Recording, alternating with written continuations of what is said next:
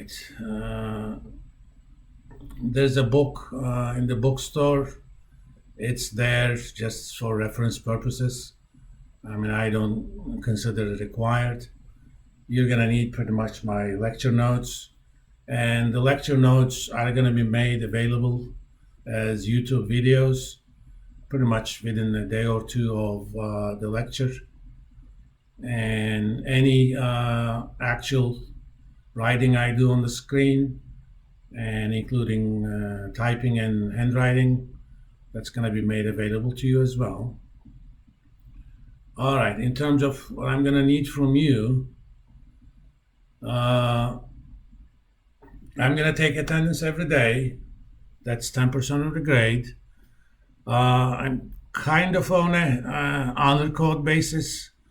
As long as you let me know ahead of time that you won't be able to make it, I'm not going to count you absent. And just don't kill 3 grandmothers in one semester. And don't laugh, that happened to me once. People forget how to count their dead grandmothers. At least change it to a grandfather every once in a while. You don't have to give me any official proof. Of course, if you tell me 3 weeks after your absence, oh, by the way, I had this on that day, then I'm going to ask you to provide me a proof of absence. But other than that, you're fine.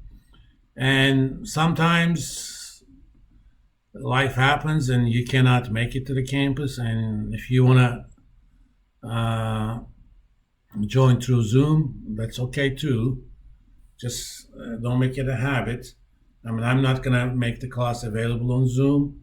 You just have to let me know ahead of time, and I'll say, okay, you can come through Zoom, or you can wait for the lecture to be available on YouTube. All right. As far as assignments are concerned, most of it is going to be homework assignments. These are going to be relatively detailed homework assignments based on what we do in class. There should be about 8 of them at least during the semester, depending upon how we go about things. It may be more, but there's going to be at least 8. And I'm going to put you guys into groups of 3 or 4, depending upon the class size, once we're done with the drop period.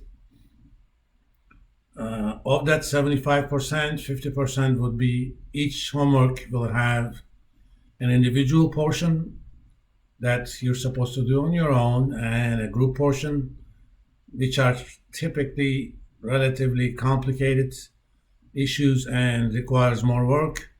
That's going to be the 25%. And at the end of the semester, as a group, you're going to do a firm valuation. This is going to be a valuation based on price multiples, things like, price earnings or enterprise value over EBITDA or that sort of stuff. These are things that we're going to cover pretty much towards the last third of the semester. So if I give you a value for NVIDIA, for example, you should be able to come up with a comparable value for, let's say, AMD. Okay, and you'll make a trading decision based on that, whether or not you would buy NVIDIA and short AMD or vice versa. You're going to basically write a short company report. In addition to these multiples, you will also have to estimate cost of equity capital so that you can actually make decisions that allow future earnings to be discounted by that and so on. Again, that sort of stuff will be towards the second half of the semester. There will be no final exam or any kind of exam. I mean, this is an advanced corporate finance class. I'm more interested about how you do things when you don't have any time limitation than your ability to do things quickly in a 75-minute exam. You're not in high school or middle school for that matter. I mean, even in high school, I wouldn't have exams like that. Maybe that's why they don't let me teach in high schools. All right. Now, as far as the sort of stuff we're going to cover in the semester, again, this schedule is based on last year, so don't worry about the dates. We're going to start with kind of a review of two things at the same time. First, we're going to talk about essentially time value of the money. You know, $1 today is not the same as $1 tomorrow. So we'll talk about present and future values of simple cash flows or annuities or growing annuities.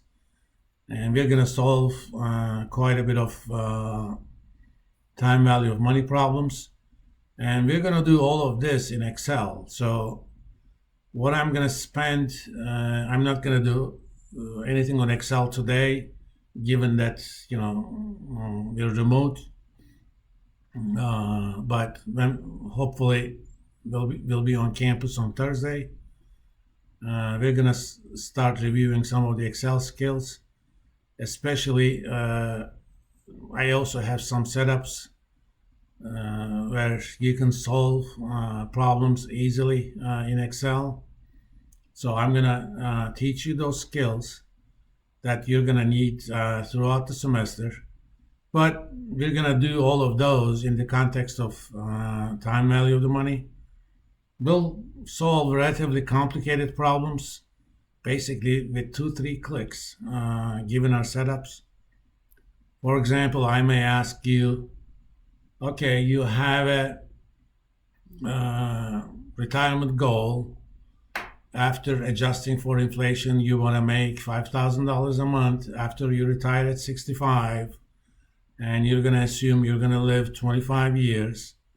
And when you die at 90, you want to leave $3 million to your grandkids, or by that time, great grandkids, depending upon how fast you are getting those kids.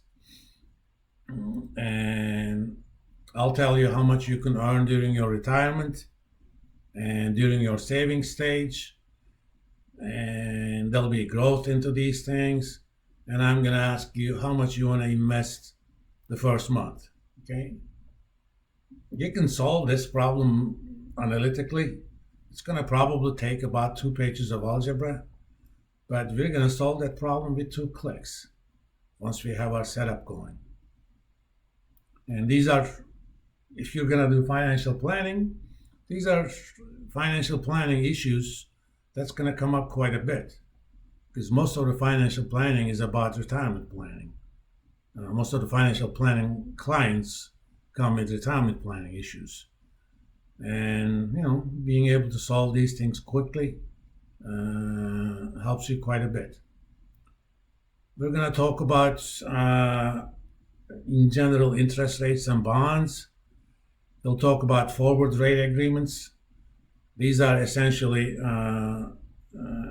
interest rates that are valid for a time period that starts in the future.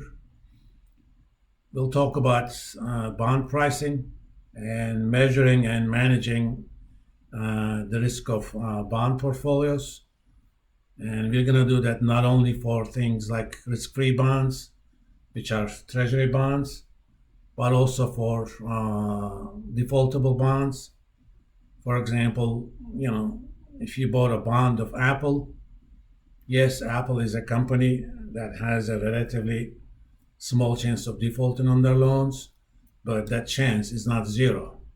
So how do you price such a bond, and how do you assess the risk of such a bond? And in the bond portion of the curriculum, we will also talk about pass-through structures. Have you guys ever heard things called mortgage-backed securities? Anyone?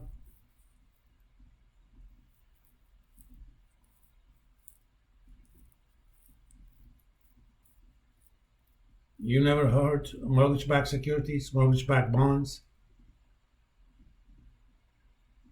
These are bonds that allow certain assets to be grouped into pools, For example, I'm a bank that I have 1,000 mortgages that are each $100,000, which makes into $100 million, right? And I don't want to carry this in my books.